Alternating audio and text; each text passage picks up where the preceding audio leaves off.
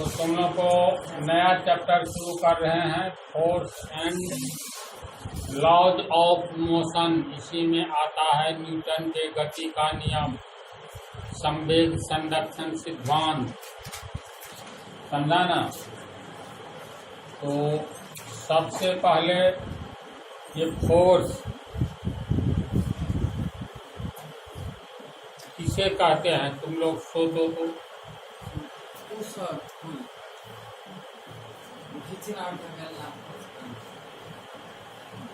इससे पहले वाला चैप्टर जो पढ़े हो तुम लोग, मोशन। कोई भी पिंड दुनिया में ही नहीं, ब्रह्मांड में तू गौर करो, दो ही अवस्था में है। या तो वह अस्थिर है, ध्यान से सुनो, चैप्टर इसका एक एक चैप्टर सुपर इम्पोर्टेंट है, वैसे ही नहीं साइंस मजबूत होता है। दुनिया में दो ही तरह के पिंड होते हैं, या तो वे गतिशील होते हैं या अस्थिर होते हैं। दिमाग में लो न, दो ही तरह के पिंड हैं, या तो अस्थिर अवस्था में रहने वाले पिंड हैं या गतिशील अवस्था में, है ना। इसी बात, जो पिंड अस्थिर है उसकी स्थिति कैसी है, उसकी अवस्था कहेंगे अस्थिर अवस्था में है। और जो पिंड गति में है, जैसे चलती हुई रेलगाड़ी गति में है, इसको कभी कहेंगे रेलगाड़ी अस्थिर है नहीं कहेंगे, कहेंगे रेलगाड़ी गतिशील है। जैसे हम लोग बैठे हुए हैं रूम में, तो हम लोग किस अवस्था में हैं, हम लोग अस्थिर हैं। तो कहने का अर्थ यह है, पूरी दुनिया में दो ही तरह के पिंड होते हैं। मीन्स पिंड की दो अवस्थाएं होती हैं।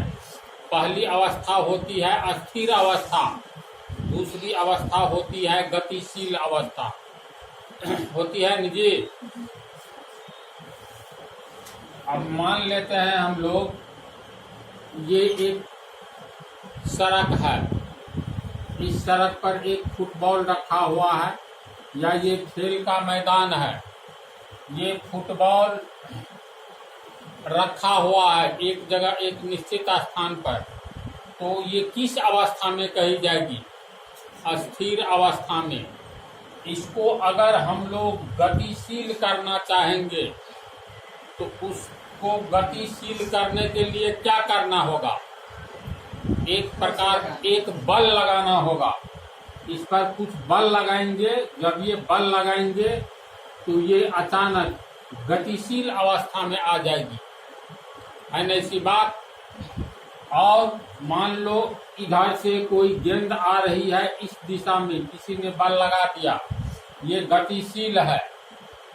तो इस गेंद को हम लोग गतिशील है, उसके विपरीत दिशा में हाथ दे करके इसको रोक देंगे, तो गतिशील अवस्था से ये अचानक आ गया किस अवस्था में, अस्थिर अवस्था में आ गया। फिर मान करके चलो, ये एक वृक्ष है, बहुत विशाल वृक्ष, इस पर एक आदमी बल लगा रहा है इसको गिराने के लिए, लेकिन ये हिल भी नहीं रहा है। तो इसका मतलब उस पर ये आदमी बल लगा रहा है कि नहीं लगा रहा है, निश्चित रूप से लगा रहा है। ये जब अस्थिर पिंड है, इसमें हम बल लगाए तो यह गतिशील हो गया। एक गतिशील गेंद आ रहा है, इस पर बल लगा करके इसे हम अस्थिर अवस्था में ला लिए। ये एक विशाल वृक्ष है जिसको दो चार आदमी आगे की ओर बल लगा रहा है, लेकिन ये हिल नहीं रहा है। इसके बाद फिर मान करके चलो, ये आटा रोटी बनाने के लिए हम लोग तैयार करते हैं, पानी दे करके गोल गोल, तो गोल गोल बना लो। इस पर तो एक मुक्का जोर से मारो, मुक्का हटाओ, तो ये मुक्का का जितना आयतन है उतना भाग में ये धस जाएगा, है ना ऐसी बात। इससे पहले ये धसी हुई अवस्था में नहीं थी। तो इसका अर्थ ये हुआ, कुछ ऐसा फैक्टर है, कुछ ऐसा कारक है जो अस्थिर वस्तु को गतिशील बना सकती है ना। ऐसा कारक है जो किसी गतिशील पिंड को अस्थिर अवस्था में ला सकती है। और वह कारक कौन सा है? वह है बल, है ना। ऐसी भी स्थिति है जब हम बल तो लगाते हैं लेकिन पिंड में कोई परिवर्तन नहीं, पिंड की स्थिति में कोई परिवर्तन नहीं होता है। वह स्थिर अवस्था में एक विशाल वृक्ष है। तो बल तो लगाया जा रहा है लेकिन वह गिरने का नाम नहीं ले रहा है। तो इसका मतलब बल तो लगाया जा रहा है और चाह रहा है इस अस्थिर अवस्था में जो पिंड है, एक वृक्ष है, इसको गतिशील कर दे। तो गतिशील हो नहीं रहा है लेकिन बल लगाया जा रहा है अस्थिर अवस्था से इसे गतिशील अवस्था में लाने के लिए चेष्टा की जा रही है ना। किसी गीली मिट्टी का अगर हम लोग गोला बना ले, उस पर बल लगाएंगे तो उसकी आकृति में परिवर्तन हो जाता है। वहीं सूखी गोला हो, बल लगाएंगे तो हमें चोट तो जरूर लगेगी और इसकी स्थिति में परिवर्तन नहीं होगी। इसका मतलब हमने तो बल लगाया, बल लगाकर उसकी आकृति में परिवर्तन लाना चाहा, लेकिन परिवर्तन लाने के लिए हमने चेष्टा किया लगाए गए बल के द्वारा, लेकिन परिवर्तन नहीं हुआ। इसका अर्थ है उससे और ज्यादा बल लगाने की आवश्यकता थी। तो मेरे कहने का मतलब यह है, बल एक भौतिक कारक है, एक ऐसा कारक है जो किसी अस्थिर अवस्था में कोई पिंड है तो उसे गतिशील कर सकती है या गतिशील कर देती है या गतिशील करने की चेष्टा करती है। एक मान लो बहुत विशाल गोला हो तो एक बच्चा पैर से मारेगा तो ये गोला नहीं हिलेगा। एक व्यक्ति ऐसा आएगा जो अधिक बल लगाएगा, ये गोला में मारेगा, ये आगे की ओर धीरे से ही सही गतिशील हो जाएगा। बच्चे के द्वारा लगाया गया बल उसकी अस्थिर अवस्था में परिवर्तन लाना तो चाहा, लाने की चेष्टा की, भले ही परिवर्तन नहीं हुआ, यह अलग बात है। अगर हम लोग एक गेंद पर बल लगाते हैं और वह गतिशील हो जाता है तो कहते हैं बल एक ऐसा कारक है जो अस्थिर अवस्था में किसी पिंड पर लगकर उसे गतिशील बना देता है और गतिशील पिंड पर लगकर उसे विराम अवस्था में ला देता है या लाने की चेष्टा करता है। यानी बल ऐसा कारक है, लग रहा है ना। तो ये परिभाषा, बल वह भौतिक कारक है जो किसी पिंड पर लगकर, जो किसी पिंड पर आरोपित किया जाए, मीन्स लगाया जाए, तो उस पिंड को विराम अवस्था से गतिशील अवस्था में ला देता है एवं गतिशील अवस्था से उसे विराम अवस्था में ला देता है। गतिशील अवस्था वाला पिंड को भी विराम अवस्था में ला देता है या लाने की चेष्टा करता है ना ऐसी बात। तो इसका परिभाषा समझा। अगर किसी कोई पिंड अस्थिर है तो वह उस समय तक अस्थिर रहेगी जब तक उसकी अवस्था में परिवर्तन लाने के लिए उस पर हम कुछ बल नहीं आरोपित करें। अगर कोई एक गतिशील पिंड है वह तब तक गतिशील अवस्था में रहेगी जब तक उस पर हम एक कोई बल लगाकर उसे अस्थिर अवस्था में नहीं ला दे या लाने की चेष्टा नहीं करे। इसका अर्थ हुआ बल एक विशेष स्थिति है, बल एक विशेष कारक है, एक भौतिक कारक है जो किसी अस्थिर अवस्था में जो पिंड है उसकी स्थिति में परिवर्तन लाकर उसे या तो गतिशील कर देता है या गतिशील करने की चेष्टा करता है एवं किसी गतिशील पिंड पर लगकर उसे अस्थिर अवस्था में ला देता है या लाने की चेष्टा करता है। अगर किसी पिंड पर बल नहीं लगे तो वह पिंड तो यूं ही जिस स्थिति में है उसी स्थिति में रहेगा कि नहीं रहेगा। इसी चैप्टर में तुम लोग को बतलाएंगे। जैसे मान लो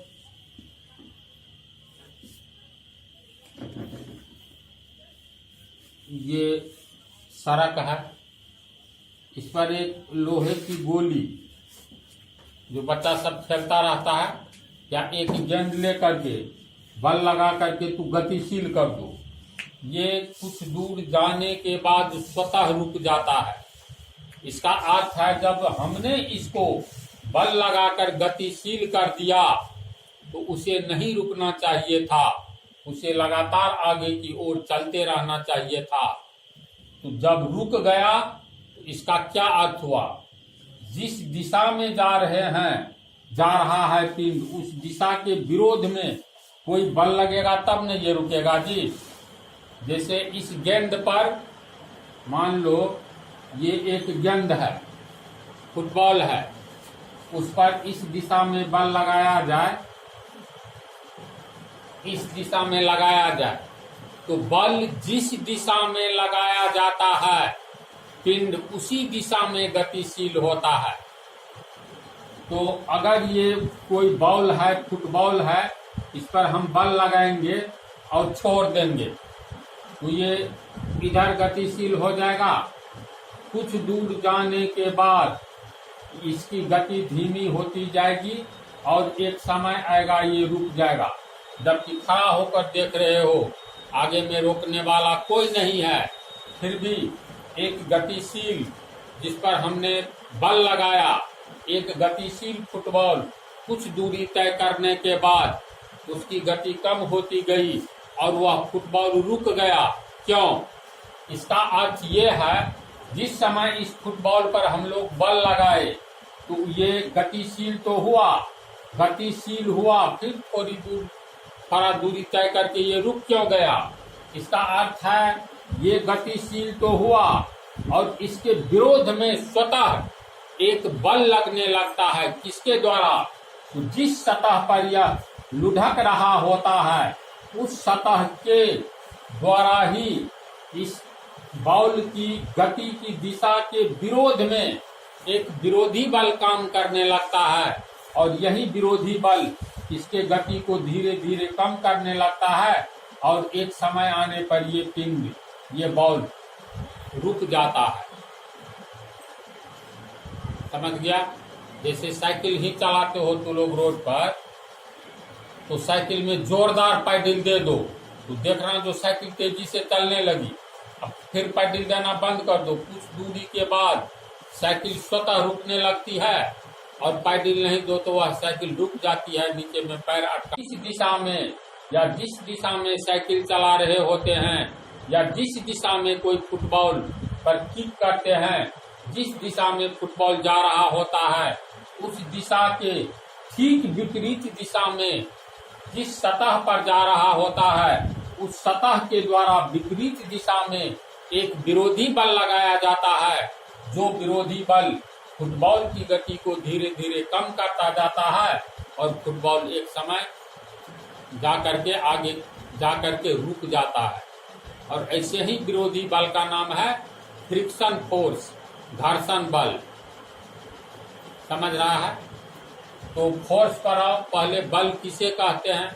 तो बल वह भौतिक कारक है जो किसी अस्थिर अवस्था में किसी पिंड को अस्थिर अवस्था से गतिशील अवस्था में ला देता है या लाने की चेष्टा करता है, एवं गतिशील अवस्था से किसी पिंड को विराम अवस्था में ला देता है या लाने की चेष्टा करता है। तो फोर्स बल का डिफिनीशन तो लोग समझ गया। चलो लिखो तो।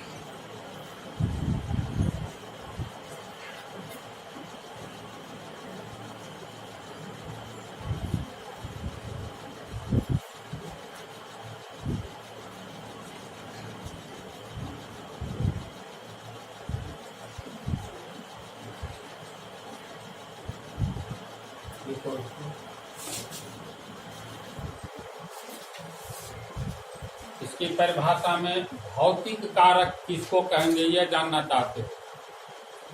जैसे मान लो कोई पिंड अस्थिर अवस्था में है, उस पर जैसे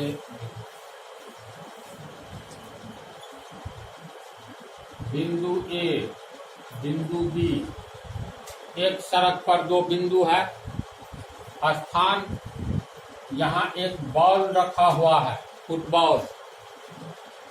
ये 2 सेकंड के बाद यहाँ पाया गया, ये बॉल यहाँ। तो किसके कारण ए से बी पर पाया गया? करंट लगाओ। जब तक उस पर कोई फोर्स नहीं अप्लाई किया गया होगा, फोर्स नहीं लगाया गया होगा। अगर कोई पूछेगा किसके कारण ये बॉल 1 सेकंड के बाद, मान लो 5 सेकंड के बाद ए से बी पर चला गया, तो एक और केवल एक आंसर है। इस पर किसी ने फोर्स लगाया होगा या इसको इस पर बल लगाकर उठा लिया होगा, यहाँ रख दिया होगा। घुमा फिरा करके आओगे तो क्या कारण हो सकता है? इस पर बल लगा है तो कारण से बनता है कारक। समझ गया? बल वह भौतिक कारण है, एक तरह से समझो, जिस कारण के चलते, कारण से बना कारक, जिस कारण या कारक के चलते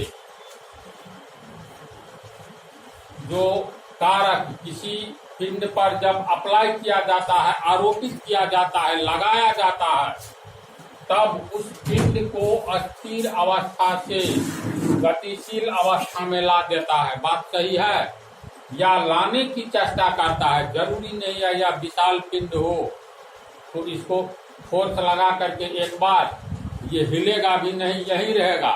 लेकिन फोर्स तो लगाए गति में परिवर्तन स्थिति में परिवर्तन करने के लिए, अस्थिर अवस्था से गतिशील अवस्था में लाने के लिए, लेकिन ये नहीं आ सका तो चेष्टा तो हमने किया। तो बल एक प्रकार का कारक है। कारक मीन्स कार्य करने वाला। भौतिक कारक, तो भौतिक कारक का अर्थ हो गया, जिसमें न फोर्स पढ़ रहे हो, जिसका हिंदी होता है भौतिक। तो एक प्रकार का भौतिक कारक है, यानी कारण है, कारण से कारक, जिसे किसी पिंड पर आरोपित किया जाए, जिस भौतिक कारक को यानी बल को आरोपित किया जाए यानी लगाया जाए, तो उस पिंड को अस्थिर अवस्था से गतिशील अवस्था में ला देता है या लाने की चेष्टा करता है, तथा किसी गतिशील पिंड पर आरोपित करने पर उस पिंड को विराम अवस्था में ला देता है या लाने की चेष्टा करता है। तो सिंगलिश का कारण क्या है? फोर्स। इसलिए फोर्स एक भौतिक कारक कहलाता है। लगभग समझ गया होगा भौतिक कारक। या बल वह कारक है, काम करने वाला से बनता है कारक। काम करने वाला कोई फैक्टर है, समझा ना? अब नेक्स्ट क्वेश्चन, चलो इस क्वेश्चन को समझो। फोर्स यानी बल, इसकी क्या विशेषताएं हैं? तो मुख्य रूप से 3 विशेषताएं हैं। बल या बलों का समूह किसी वस्तु पर लगकर 3 कार्य कर सकता है। बल तो किसी वस्तु पर लगाया जाता है ना जी, यानी आरोपित किया जाता है। तो बल या बलों का समूह, इसका अर्थ समझा? इसका अर्थ ये हुआ, जैसे देखता होगा कोई वृक्ष है, इस वृक्ष को गिराना है, इसमें एक रस्सी बांध करके एक आदमी मात्र खींच रहा है इस दिशा में, तो बल लगा रहा है, लेकिन वृक्ष हिलडुल भी नहीं रहा है। एक के बदला 5 आदमी आकर के इस रस्सी को खींचेगा, तो एक आदमी के द्वारा बल लगाया जा रहा था। 5 आदमी के द्वारा जब बल लगाया जाएगा, तो 5 आदमी के द्वारा लगाए गए बल को बलों का समूह कहेंगे। बोलो।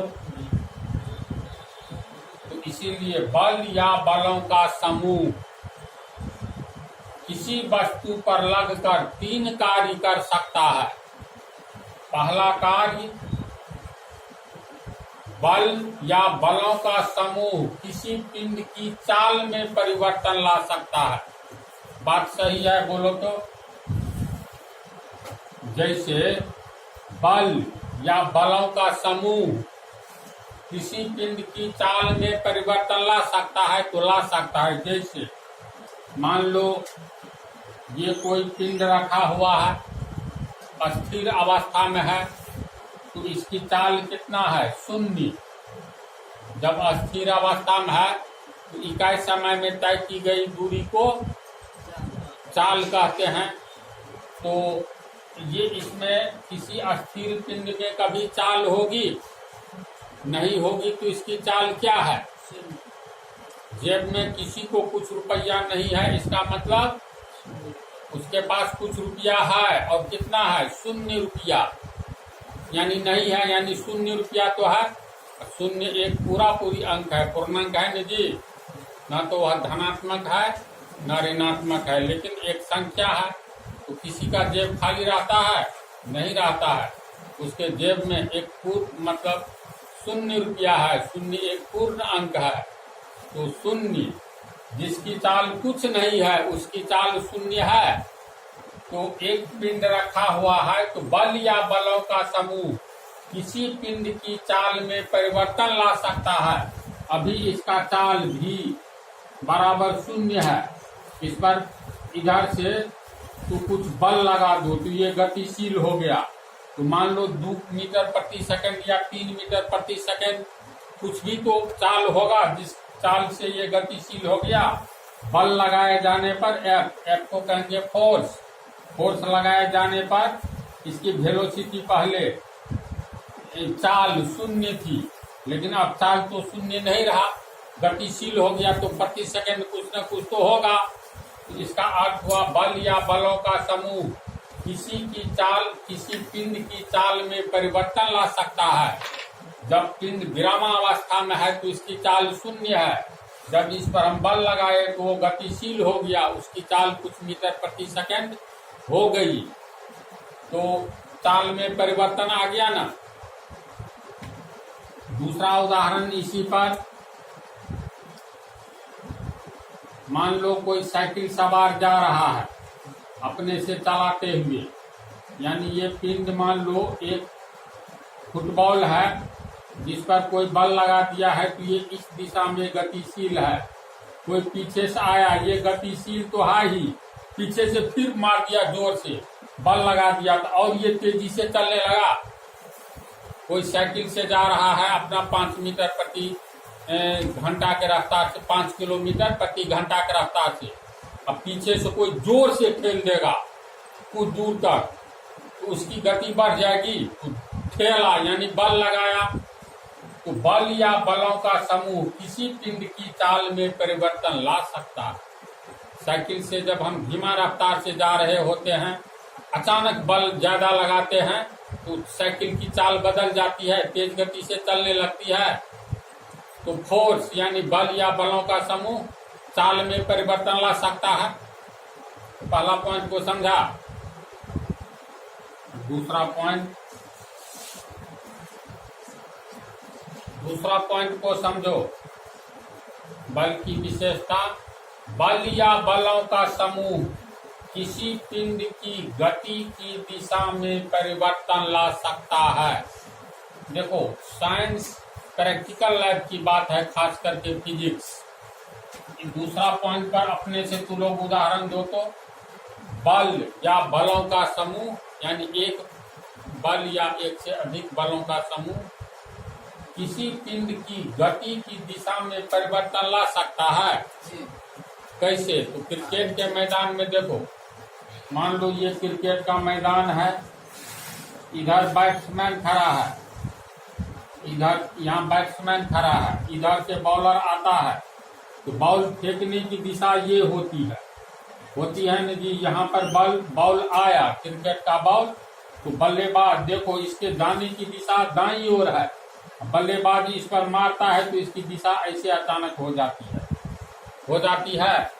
तो ये बॉल, क्रिकेट का बॉल जो जा रहा था, क्रिकेट का गेंद दाईं ओर, बल्लेबाज ने उस पर बल लगाया और दाईं ओर जाते हुए पिंड की दिशा अब दाईं ओर नहीं होकर के देखो 60 डिग्री के एंगल पर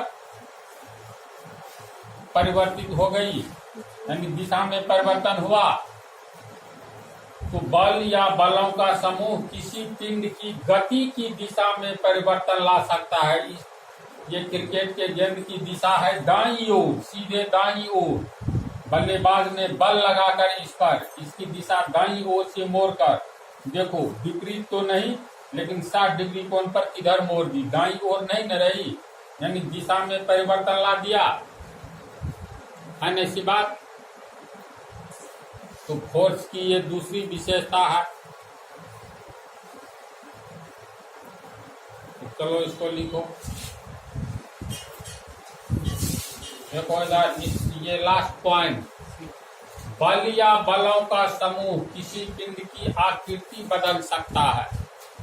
अब गेहूं का आटा हम लोग तैयार करते हैं रोटी बनाने के लिए, तो ये जो होता है जैसे इसको पटकते हैं, जिस ढंग से बल लगाते हैं, प्रत्येक बार इसकी आकृति बदलती जाती है। मारपीट में भी लोग कहता है ना, पबरा बदल देंगे, मारता है तो मुंह की आकृति नहीं बदल जाती है जोरदार प्रहार से। तो फोर्स या इसका समूह किसी पिंड की आकृति बदल सकता है, जरूरी नहीं है लेकिन ऐसा कर सकता है। अब एक पत्थर पर हम लोग बल लगाएंगे अपने हाथ से तो उसकी आकृति नहीं बदलेगी, लेकिन गीली मिट्टी पर जब बल लगाएंगे तो उसकी आकृति बदल जाएगी, इसीलिए बदल सकता है। तो ये भी विशेषता समझ गया। तो अब इससे आगे की बात, बल का क्या डायरेक्शन होता है, किसी पिंड पर लगने पर किस ओर गतिशील होगा, ये अगले पार्ट में इसके बारे में बतलाएंगे।